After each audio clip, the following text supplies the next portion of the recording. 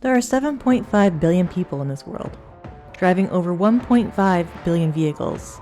363 million of those vehicles are commercial. These vehicles are transporting people, goods, and services that all do their part to keep the world in motion. From the most populous of places on Earth to the most remote places only accessible during the right conditions. It is not often that we realize how much everyone and everything is constantly in motion until it stops.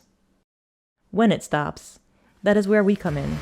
To grab, pull, push, winch, hoist, jump, unstick, unlock, or just plain maneuver you out of the mess you found yourself in.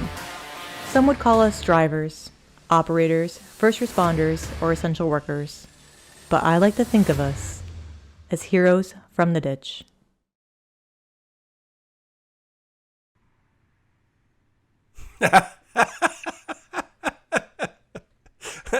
Oh, hey there.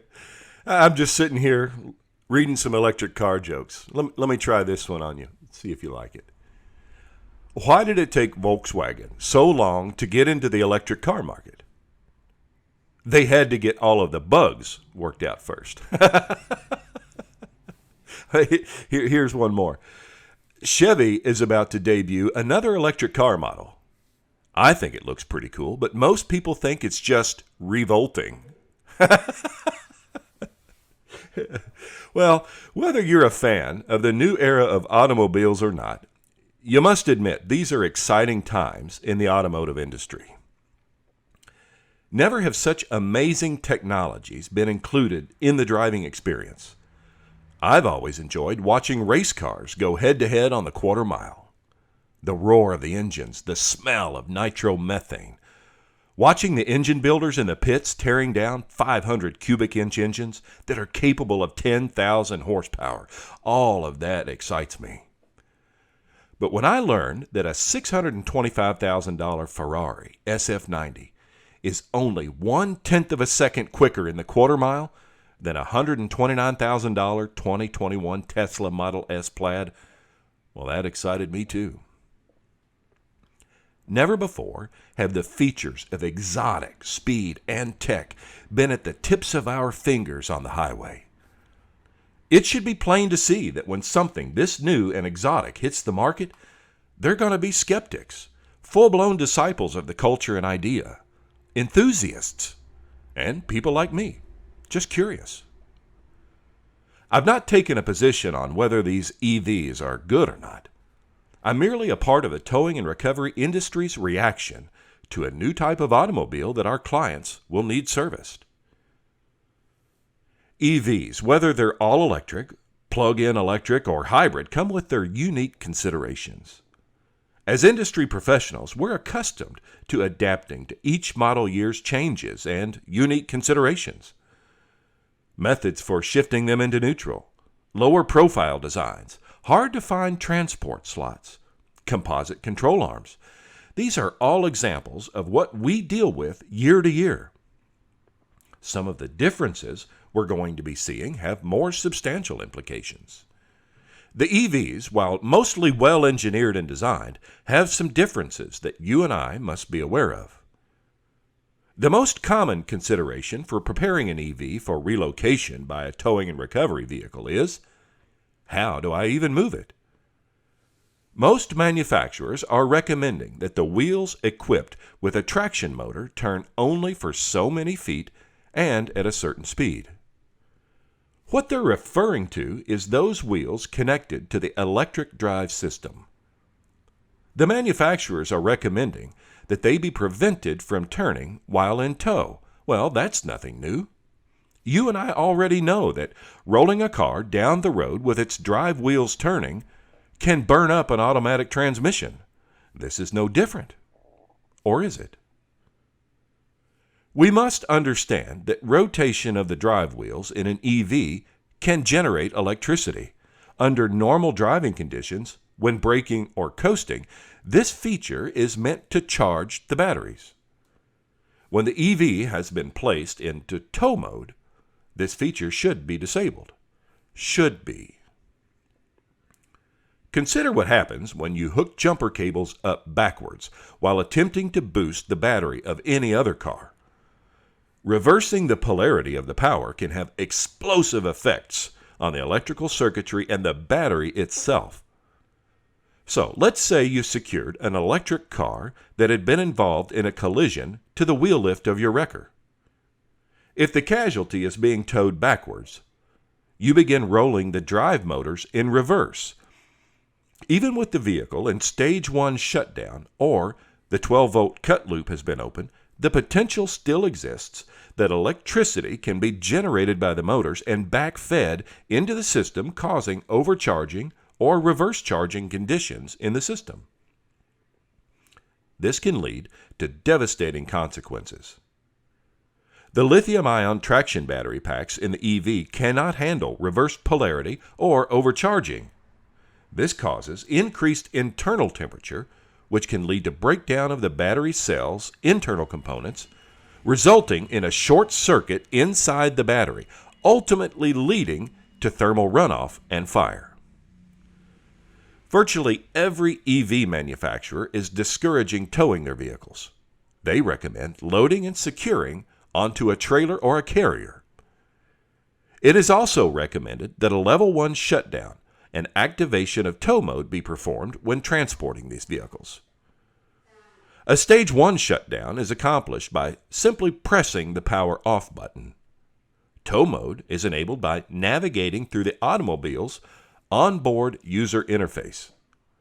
The interesting fact is, while abundance of safety features, relays, fuses, and breakers have been engineered into the systems, all bets are off when one has been involved in a collision or has been submerged underwater. Depending on the damage to the vehicle, even when powered down, rolling the tires can re-energize the car and cause damaged systems to react unpredictably.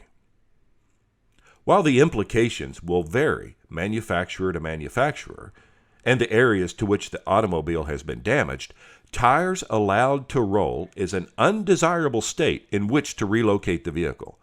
Therefore, WreckMaster's position is to install skates under all 4 wheels and load the casualty onto a carrier or a trailer.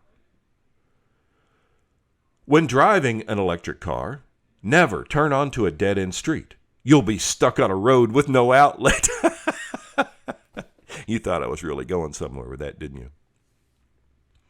Well, we've identified that the EVs are considerably heavier. That is information that we must apply to winching, loading, and securing these cars and trucks. On average, weight increases of comparably sized EVs versus traditional internal combustion or ICE autos are around 1,000 pounds. That's a tremendous increase considering an engine and transmission are no longer included in the gross weight. The traction battery pack that is housed in the floor pan of the EVs is the heaviest component. The electric motors and cooling system also add weight. For example, an H1 Hummer in 2021 weighed in at 8,113 pounds. Its all-electric Air, the Hummer EV, hits the scale at 9,046 pounds. It's tough to compare apples to apples with examples in this sedan lineup because most models, when crossing over to EV, don't retain their model's name. So let's have a look at a Honda Accord. The internal combustion engine model has a curb weight of 3,430 pounds. A Tesla Model 3, which is comparably sized, weighs 4,766 pounds. That's over 1,300 pounds difference between 2 very similar sized autos. How does that affect the towing operator?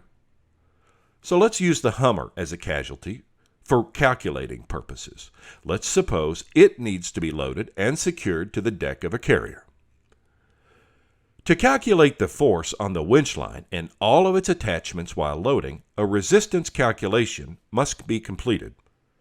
Isolation of the wheels, having them locked to prevent them from rotating, creates a type of resistance referred to as damaged resistance. Damaged resistance requires a force of up to 66.6% of the casualty's static weight to be overcome.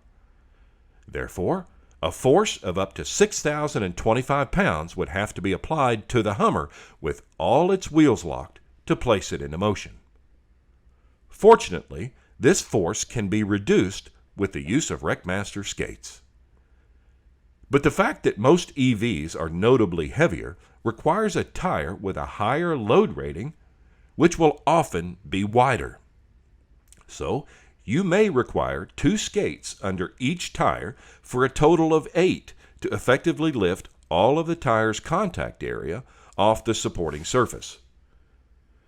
Skates offer the benefit of reducing damage resistance to a rate equivalent to rolling on a soft surface. Therefore, we can calculate resistance at a factor of 15%. But we're not done.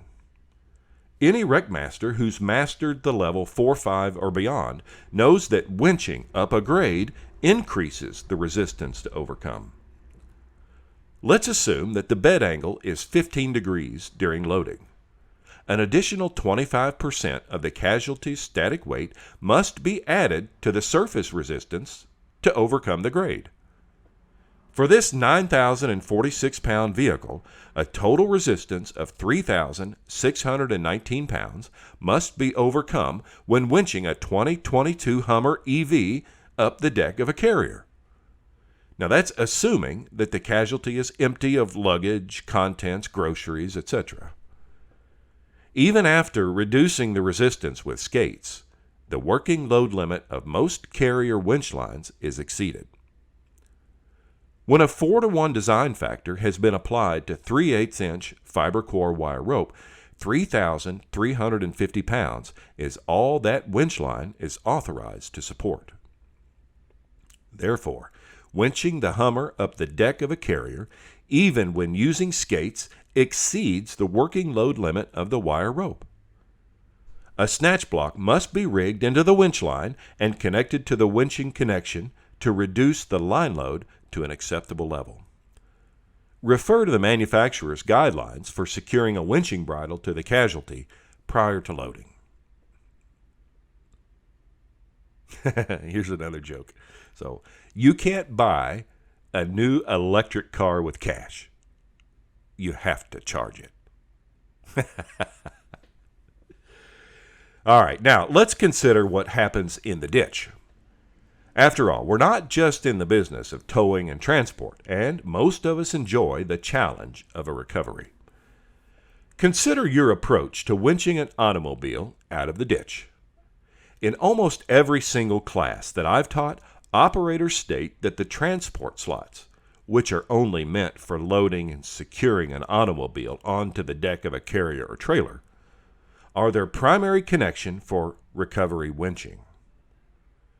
Design changes to EVs have removed the transport connections from the chassis of most cars, and they were simply not designed and rated for the forces for winching recoveries anyway.